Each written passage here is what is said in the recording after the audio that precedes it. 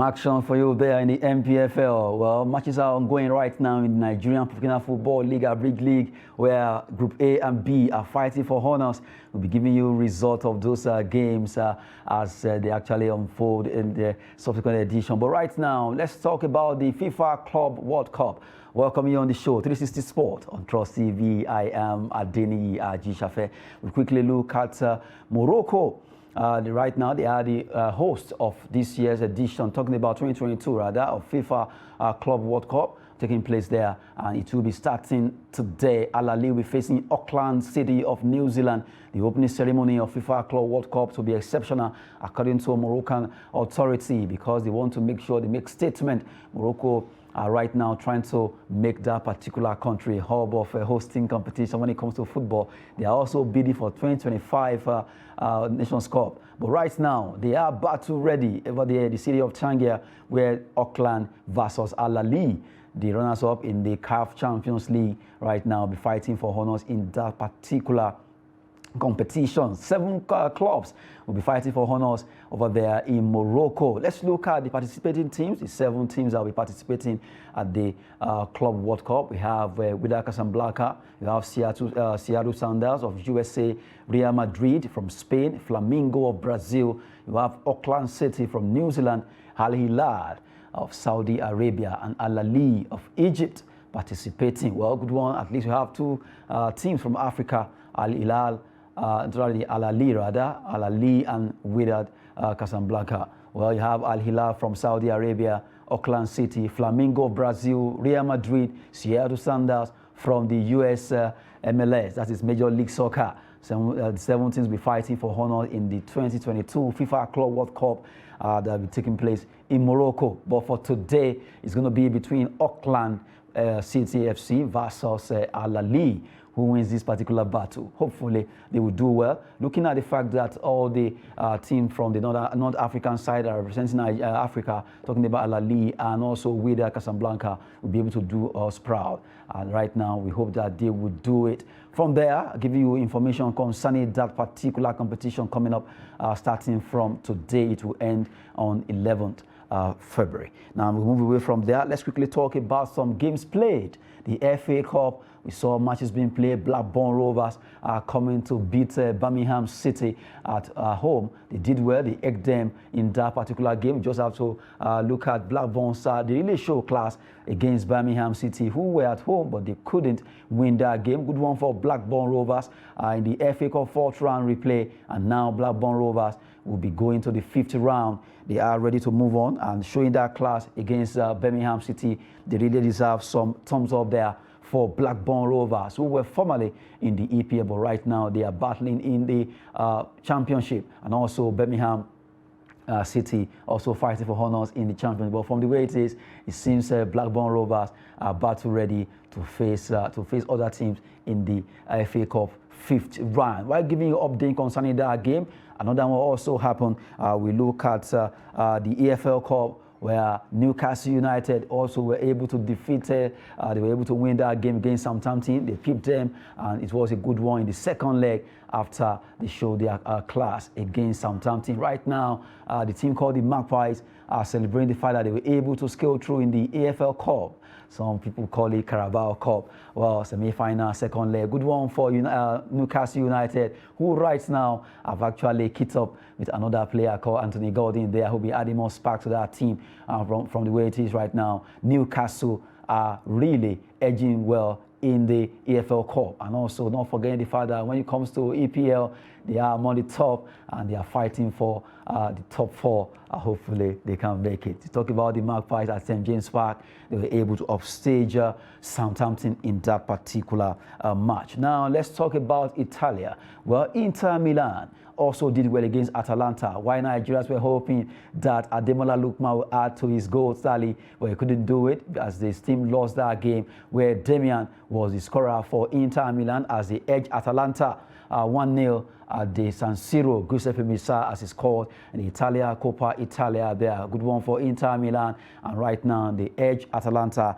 in that game. Damian showing his class for the fact that he got that goal for them to silence Atalanta, who has really done well for themselves. When it comes to Italian Serie A, they've been fantastic, and also not forgetting the fact that Ademola Lookman has been trying his best to see how he can also up his game when it comes to scoring over there in Italia Serie A. So far, he has 13 goals, trailing his brother Victor Osimhen with 14 goals. But right now, Inter Milan has burned with their team out, Atalanta, from the Coppa Italia there. Just giving you an update concerning those matches that were actually played. And right now, we quickly look at games that are actually meant for tonight over there in the other matches that will be coming up. Let's talk about EFL Cup semi-final second leg fixture that involved Manchester United.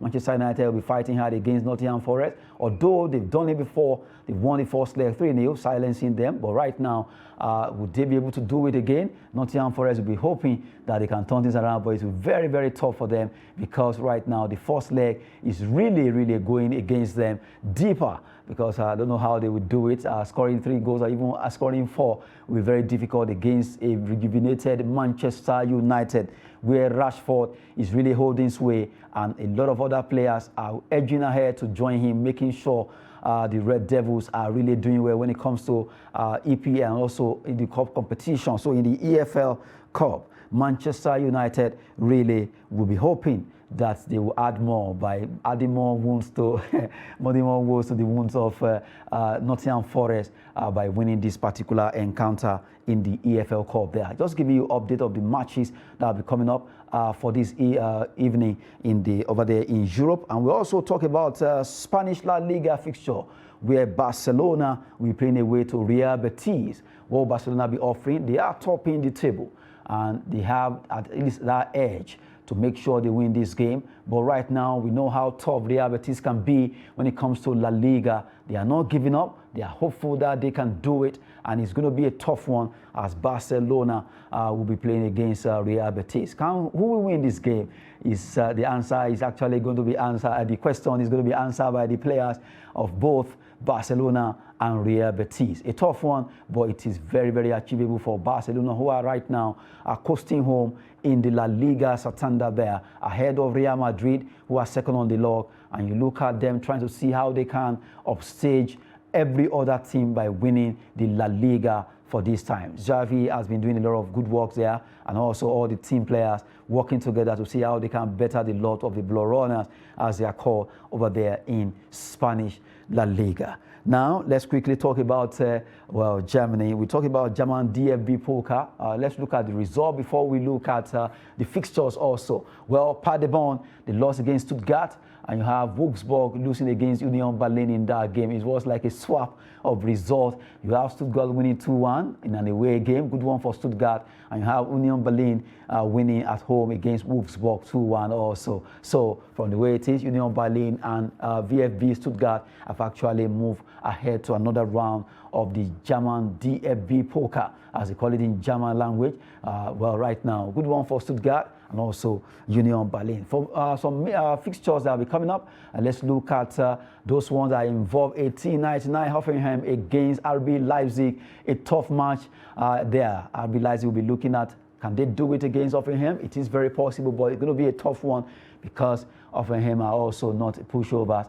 Bayern Munich, the giants of German Bundesliga, the Bavarians as they are called, they'll be playing away to Mainz 05. Recently, they've been on that level of playing draw and not so exciting, but you can never write up Bayern. They can spring up surprises at any time, winning 5-0, 3-0 if they really want to do it. So Bayern against Mainz 05. Mainz 05 will need to up their game if they are going to be doing well in this particular game against Bayern, who are right now hoping that they want to get more cups aside the German Bundesliga. They want to also make statement here. So RB Leipzig, Hoffenheim, Bayern, Mainz 05 will be fighting for honors in that particular, those fixtures are meant for tonight. And now we look at Coppa Italia, where Inter Milan, they've actually made their own move by defeating Atalanta. Let's look at other fixtures that will be coming up in the Coppa Italia there. Torino play away to Fiorentina in the city of Florence, and you have Roma in the city of Rome playing at home against Cremonese. Who will be winning this game? We have David Okereke there Will he be able to score for Cremonese against Jose Mourinho-led AS Roma, who are fired up to see if they can win this game? And you have Torino, Olaino's team, away to Fiorentina. A tough one there's going to be, but it is achievable between Torino and Fiorentina. No one can say that. But attention will be on Roma. Hopefully that Roma could win that game. But football is never played like that, because when it comes to Coppa Italia or any cup competition, the Minos, the one you actually tag Minos, can actually surprise the giant.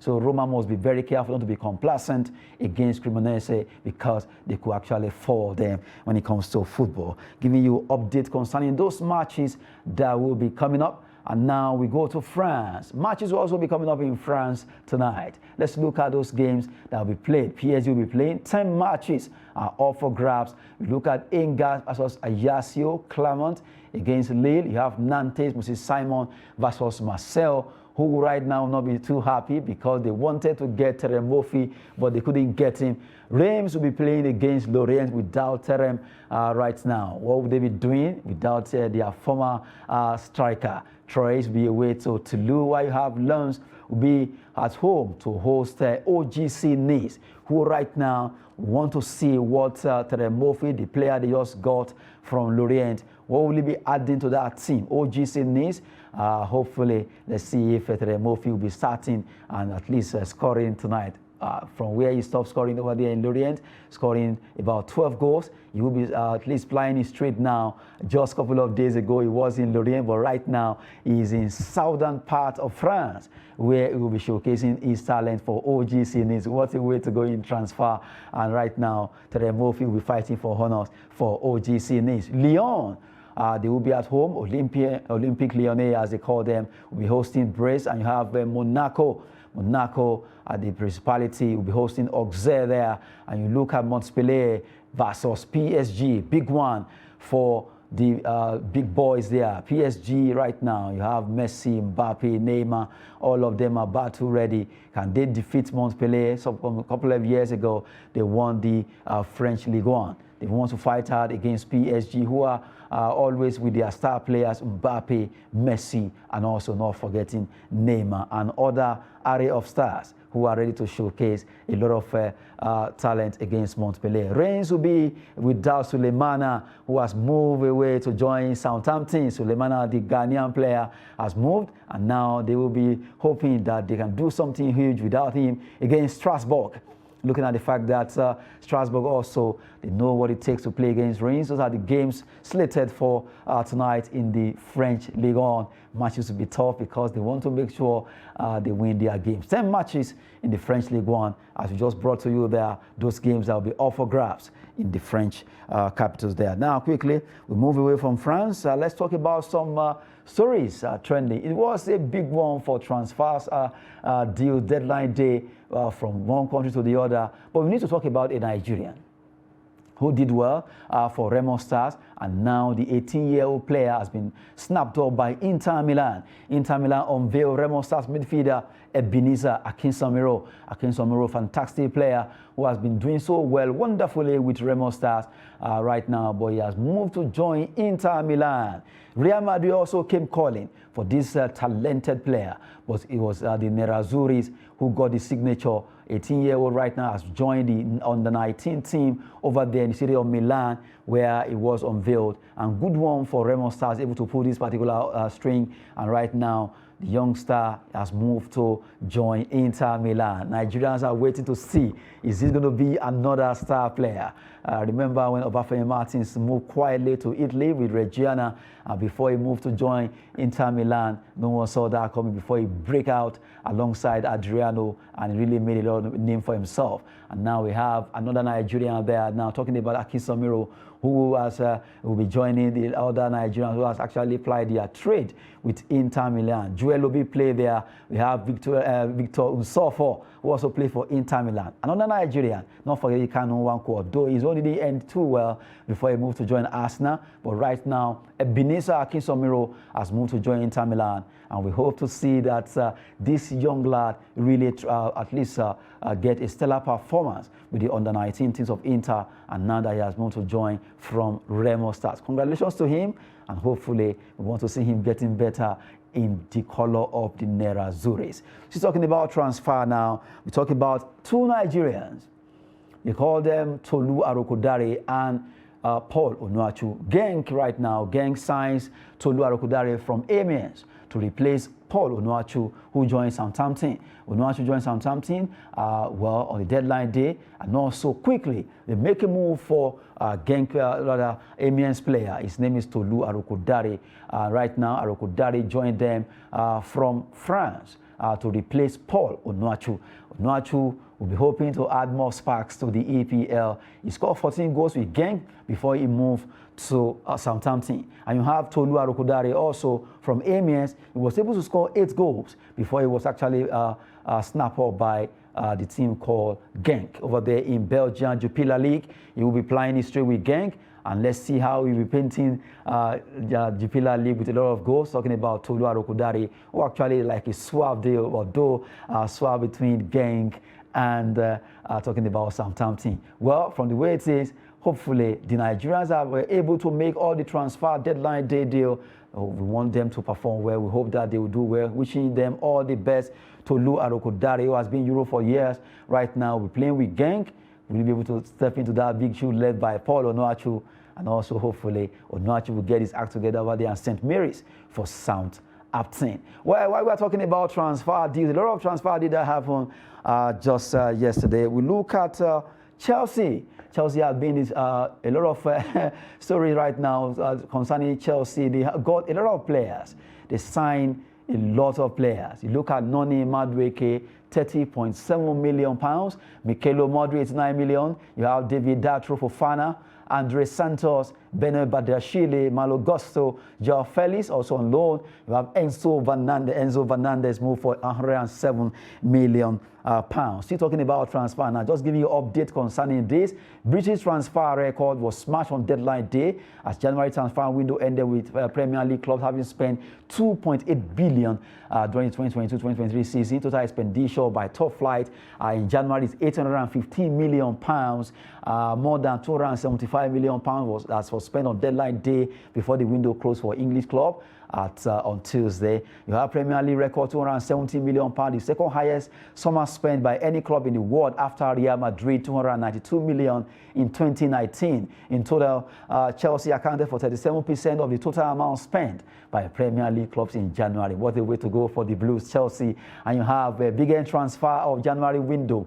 Enzo Fernandez, £107 million from Benfica to Chelsea. Modri from Shakhtar to Chelsea, 89. Anthony Gordon, £45 million to Newcastle. Cody Gakpo, that will rise for PSV to Liverpool, 35 to 44. Leandro Trossard for Brighton for £21 million to Arsenal. Jacob Kiwior from Spezia for €20 million, 17.6 million. He actually joined Arsenal. And let's look at so far what top transfer fees, the biggest so far, because Enzo Fernandez actually has made that league. Neymar is still there, £200 million in 2017 from Barcelona to PSG. Kylian Mbappe from Monaco to PSG, £166 million in the same 2017. Philippe Coutinho, Liverpool to Barcelona, $142 in 2018. Ousmane Dembele from Borussia Dortmund to Barcelona with a total fee of $135 million in 2017. Joao Felix, Benfica, Atletico Madrid, on 13 in 2019. And Antoine Griezmann and Enzo Fernandez appear on the same level, having the 6th joint costless transfer fee of £107 million together there. Just giving you an update in the world of transfer. Well, a lot of these here and there. Well, just have to let you have all those stories for you to have an idea. Well, we have to go right now on 360 Sport. I am Adeniyi Ajishafe. I leave you with this particular clip. Thanks for watching.